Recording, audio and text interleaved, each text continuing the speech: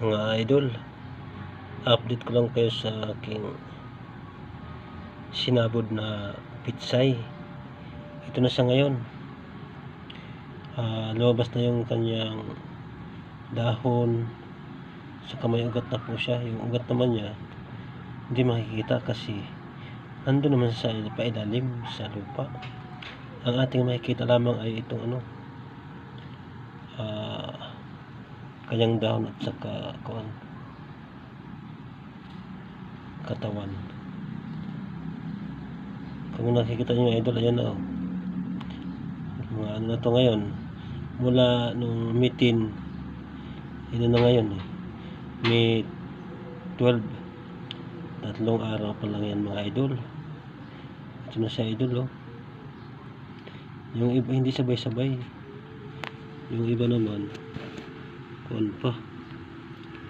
Yan mga gising na yung iba, may mata na.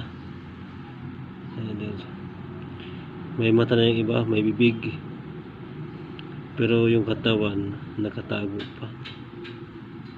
Ito pa idol, mga idol, gising na rin siya at yung kanyang katawan lumabas na at yung dahon niya pati mukha kita na idol.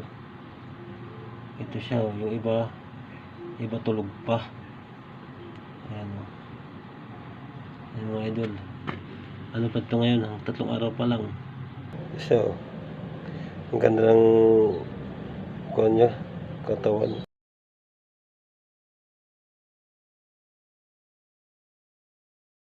Nakita niyo naman yun mga idol, talagang maganda sa pakiramdam na yung sinabod mo na mga buto ng pitsay talagang nagkaroon na siya ng buhay. Labas ang mukha, pati mata.